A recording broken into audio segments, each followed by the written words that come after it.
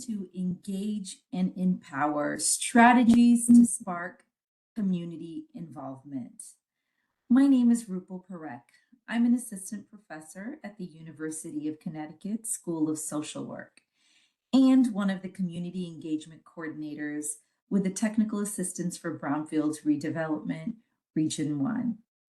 I hope to bring a unique perspective to this work, drawing on my background working directly with communities, approaching challenges through a strengths-based lens, and fostering collaborative, inclusive solutions. I carry the same approach into my work with Brownfields redevelopment and environmental justice, always centering the voices and priorities of the communities most impacted. Thank you for taking the time out today to join us for this very important conversation. Let's get started.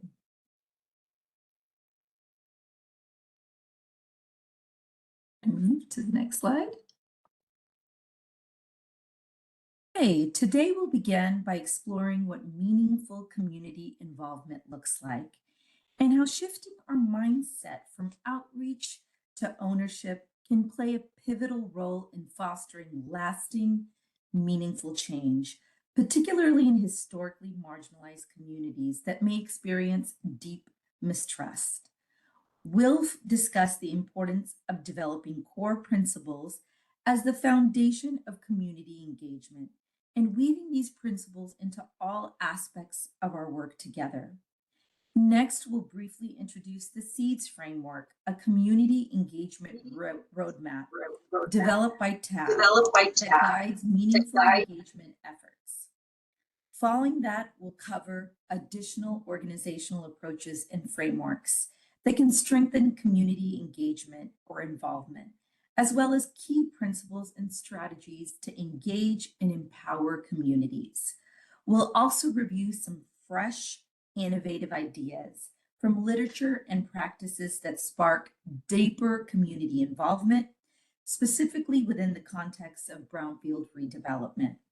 We'll conclude by sharing examples of innovative engagement approaches successfully implemented by communities in New England during brownfields redevelopment projects. Finally, if we have time, it's kind of difficult in the 30 minutes, but if we have time, we'll leave some, we'll hopefully have some time for Q&A. Okay. So when we talk about community involvement in brownfields redevelopment, particularly in marginalized communities, we're not just talking about holding public meetings, sending out flyers, or asking for feedback. Instead, we're talking about something much deeper: repairing relationships, redistributing power, and creating a process where the community truly sees themselves, their values, their needs, and aspirations reflected in outcomes. This shift from outreach to ownership is fundamental if we want our projects to be equitable, meaningful, and sustainable. So, as most of us know, historically marginalized communities have not been meaningfully involved in redevelopment decisions, often haven't. They often have been excluded entirely, consulted superficially, only to find that their plans had already been decided, or worse, they've seen redevelopment bring harms through gentrification, displacement, and lingering environmental risks. These patterns leave behind deep mistrust, not just for government and developers, but even for meaningful people like us, nonprofits, practitioners. So people might ask themselves, why should we show up? What difference will it make? Whose interest does this really serve? That's why before we start drafting strategies or hosting meetings, it's crucial to ground ourselves in a mindset rooted in humility, equity, and partnership. So, some core principles to hold in mind. Most of you know community, they are the experts. These are the people that have been living in contamination, disinvestment, disconnection every day. They know what they need better than anyone else. Our role is not necessarily to educate or to convince them of our ideas. It's to listen and learn and respect their expertise. It's also important to keep in mind that history shapes the present. Every site, every community, as most of you know, comes with a history. Redlining, toxic dumping, displacement, whatever it may be, there's a story. And it's still shaping their lives and their engagement today. We need to start by acknowledging that context honestly, even if it's uncomfortable, because it shows we see and respect the truth of their experience. It's about power, not just input. Too often, community members are invested to give feedback on a decision that has already been made. That's not involvement, that's tokenism. Real involvement means creating structures where power is shared and residents become co-creators of the process, not just commenters on it. Inclusion means everyone. I think most of us know this here. Engagement often favors the loudest and most visible voices. What about renters, youth, immigrants, people that don't speak English, people with disabilities?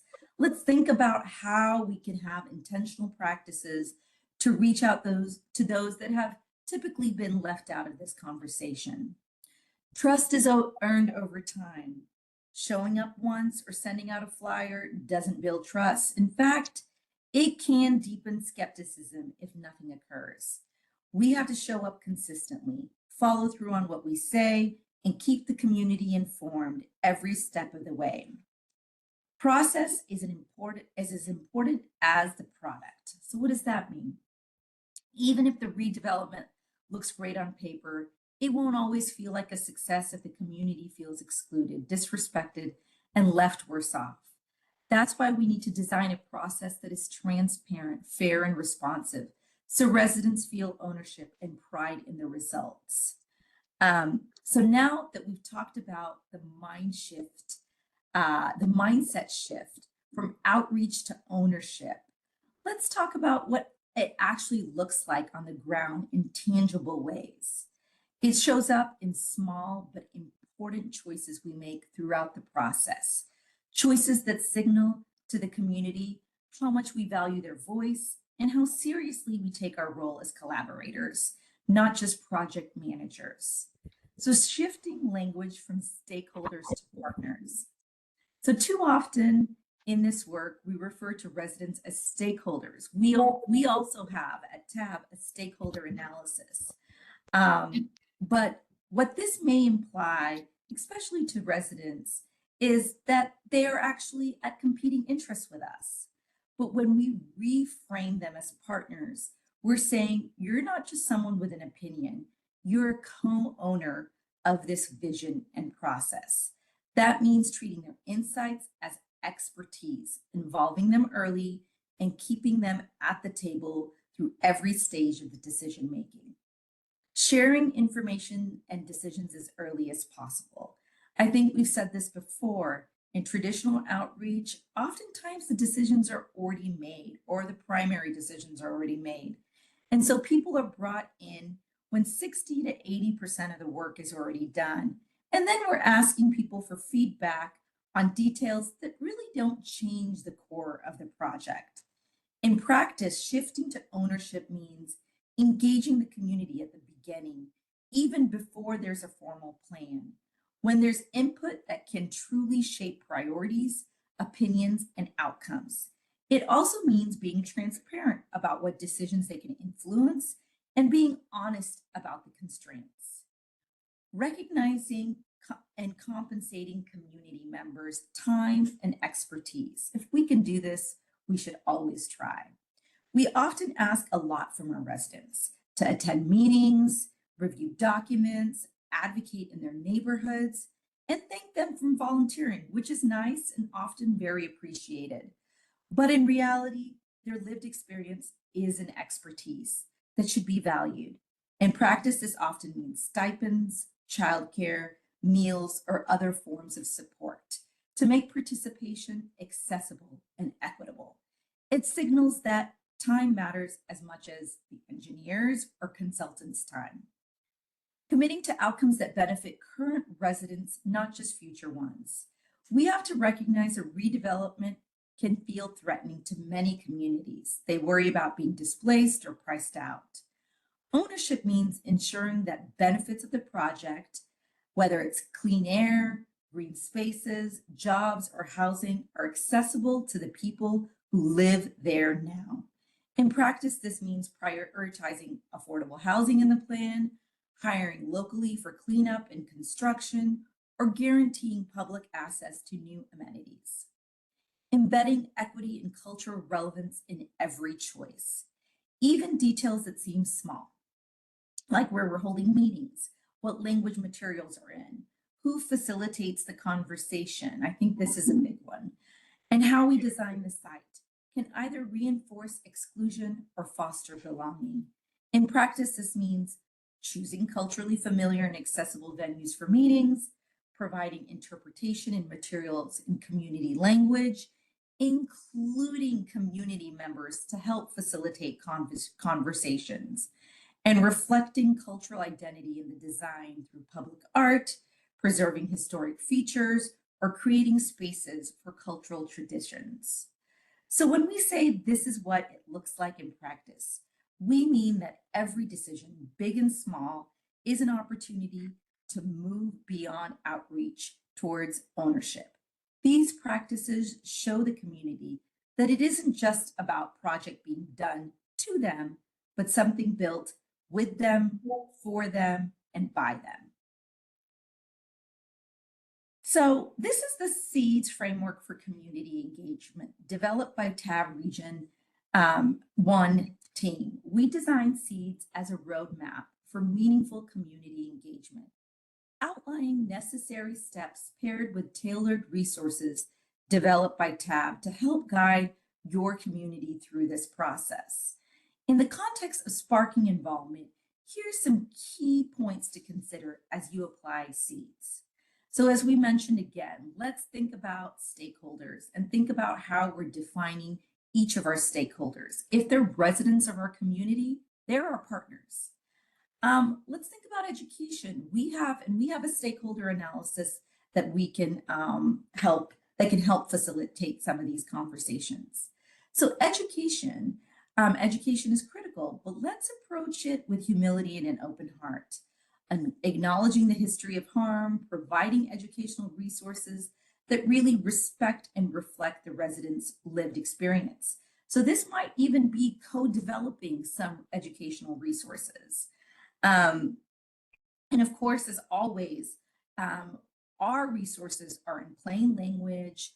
We try to make them as culturally relevant and easy to understand as possible. So we have many resources like Brownfields 101, resources on housing, and other educational resources that can help meet the unique needs of your community. So what does empowering mean? Empowering communities means meeting people where they're at, emotionally, culturally, and logistically. If a community is angry or distrusts because of past redevelopment experiences, honor that lived experience by spending time listening, learning, and building trust. This is part of empowering them, acknowledging where they're at and giving them real seats at the table, aligned with their interests and passion. So disseminating, what does that mean as far as sparking involvement? Providing easy ways people can access information quickly. So in some communities and some neighborhoods, it might be social media. It might be webinars, existing community events. So you want to show up there, schools, senior centers. We don't have to reinvent the wheel here. Work with what we already have. Communities know where to disseminate the information, who the leaders are in their community, and how to reach them. So leverage that support. Finally, outreach needs to be sustainable, not just a flyer dropped every few months by an unfamiliar outsider. Sustainable outreach means finding dedicated spaces and people already invested in the project who represent the community and can provide culturally appropriate venues and ongoing presence. Talk to residents, listen, develop feedback loops and action steps that build trust and ensure outreach remains consistent and relevant. You can sustain meaningful relationships by continuing engagement over time, offering free workshops, meetup opportunities, open dialogue about barriers and opportunities. So when we talk about moving beyond outreach and authentic involvement and ownership, we could feel daunted. We can feel daunting to figure out where to start. Fortunately, there are several well-established frameworks that we can use to structure our approach, all of which has been successfully applied in environmental justice and in the Brownfields context. Let's briefly walk you through each of these and how it applies to Brownfields redevelopment. So participatory action research, which is called PAR, is a method where the community is involved as co-researchers, not just as subjects or respondents. So in the Brownfields context, that might mean working alongside residents to collect environmental data, document the site's history, or design surveys to understand community need. The key here is that knowledge generated reflects the lived experience of the community and that they have ownership over both the process and the findings. Community advisory boards. CABs are formal groups of diverse representative residents who meet regularly to advise on redevelopment decisions.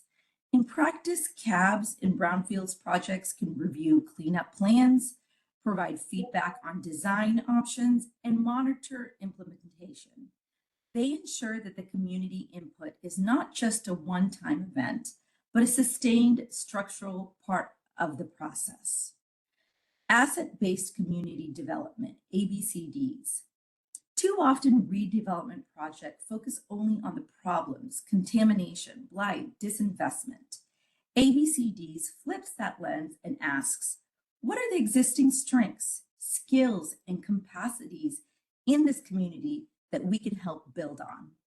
That might include resident expertise in urban gardening, local artists who can help with site activation, or community organizations with strong volunteer networks. It's a powerful way to make the process more empowering and not deficit-based.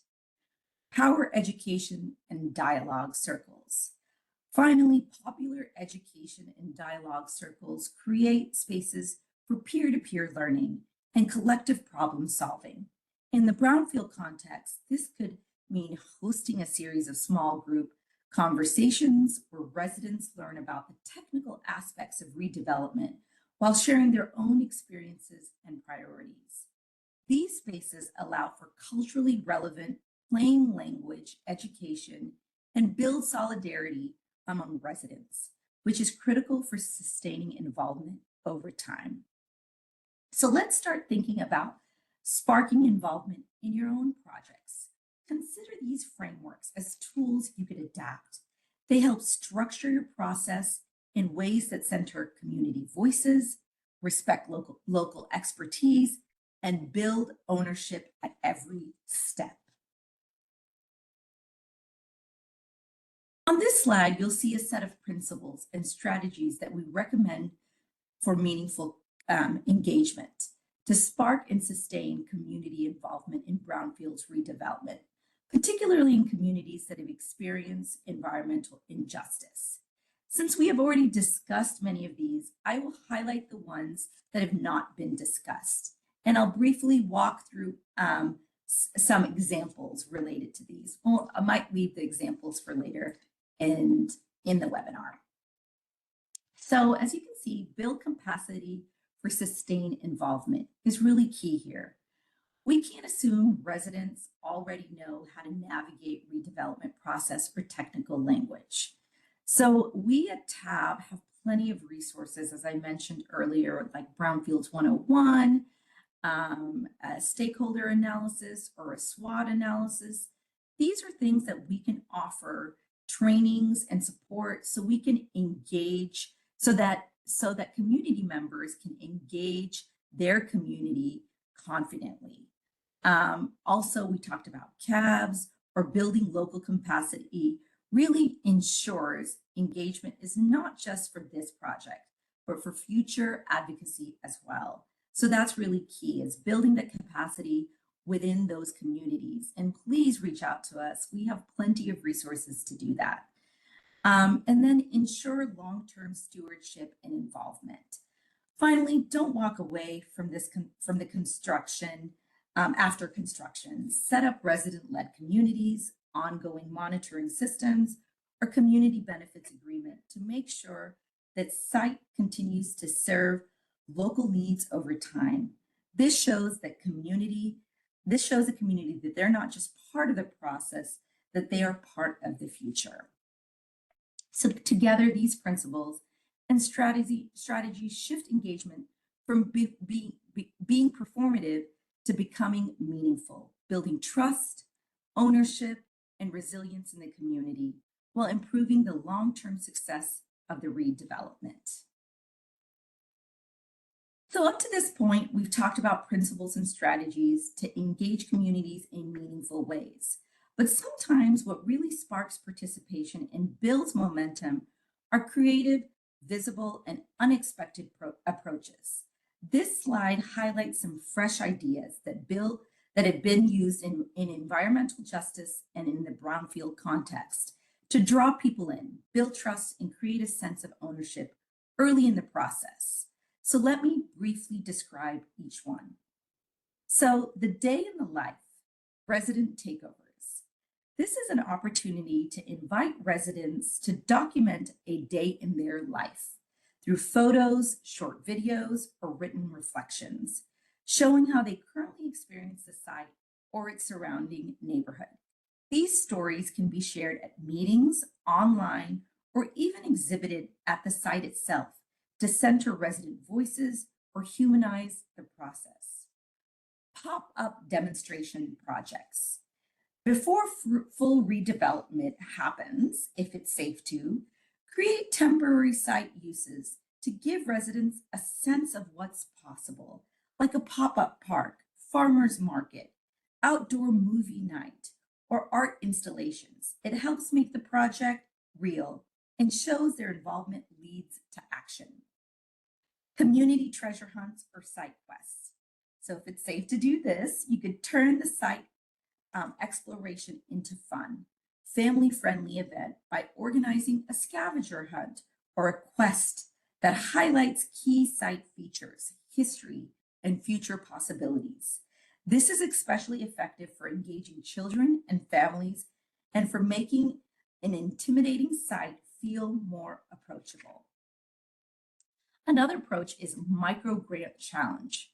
Offer small grants, 500 to 1,500, for residents or local groups to propose and lead mini projects tied to the redevelopment, such as gardens, murals, or educational events.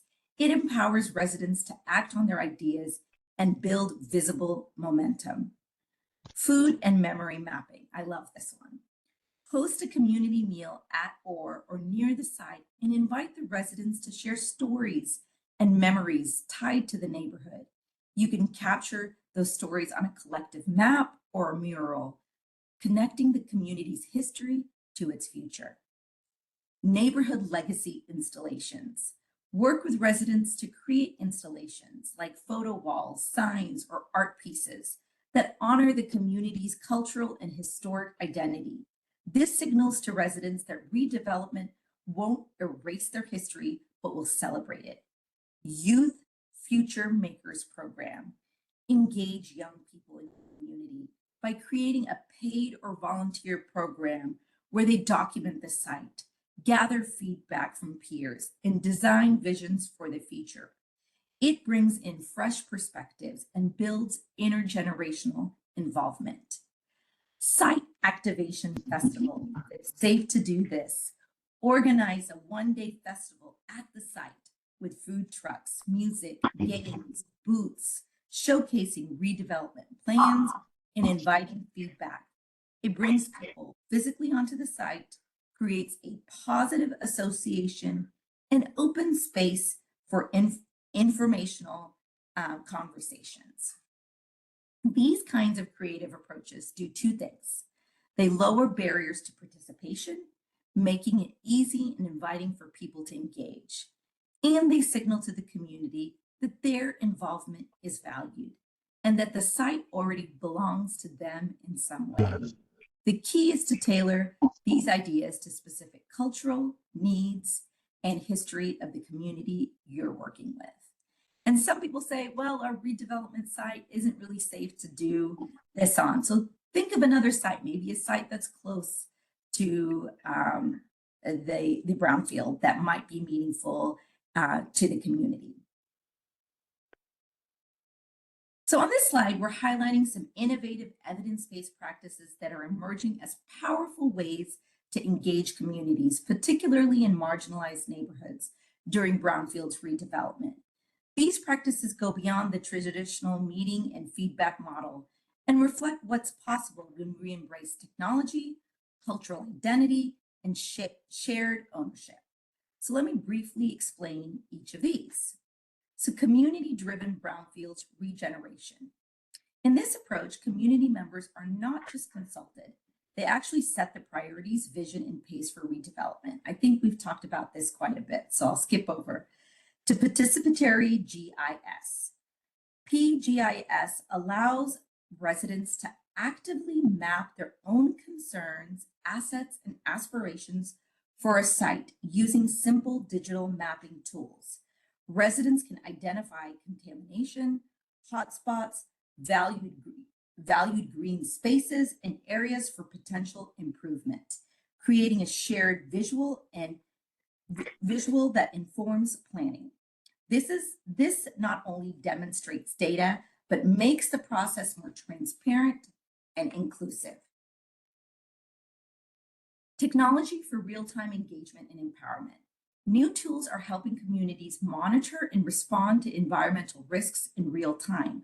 For example, localized social media platforms and apps allow for quick updates and two-way communication. Air quality monitor paired with mobile apps and public dashboards make contamination visible, help residents advocate more effectively, and hold agencies and communities accountable. Storytelling through immersive technology. Participatory augmented reality, or AR, is actually being piloted in some communities to embed resident narratives into the physical space. So what this means is visitors can use their phone to scan a site and see stories, photos, or audio clips from residents about the site's history and cultural significance. This approach elevates community identity and keeps our history visible even as redevelopment moves forward. Asset-based community wealth and building approaches. Finally, redevelopment can and should serve as a catalyst for local wealth building. So this means often creating opportunities for residents to benefit economically, hiring locally, supporting resident-owned corporations or businesses, or ensuring that economic gains stay in the neighborhood rather than displace current residents. So I wanted to ask you, but I don't know if we have time, what are some innovative strategies that your community has utilized to spark community involvement? So if anybody has a quick story to share, I'd love to hear it, or I think we would all love to hear it.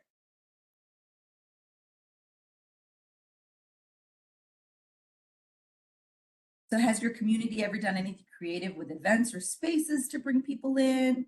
Have you used any technology or social media or cultural traditions to tap into local leaders, to spread the word or build trust?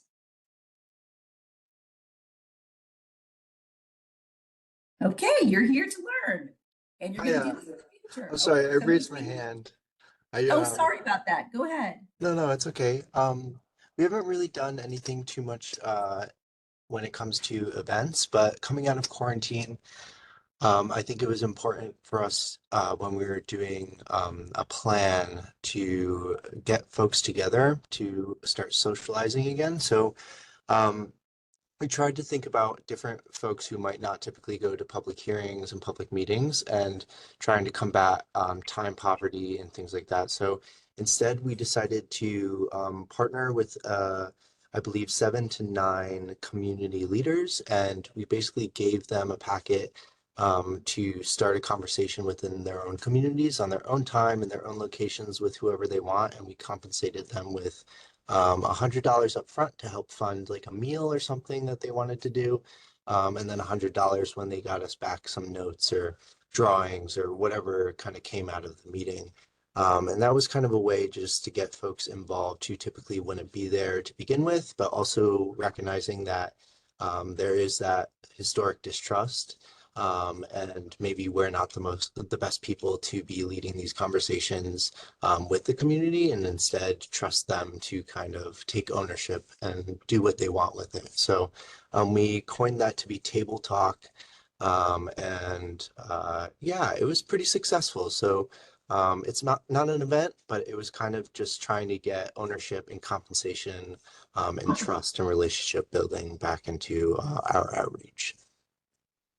Thank you, Jacob. What community are you from? Where are you from? I'd love to, and if you could email me with that, if what you guys did, that would be fascinating. I'd love to incorporate that in our trainings, in our educational.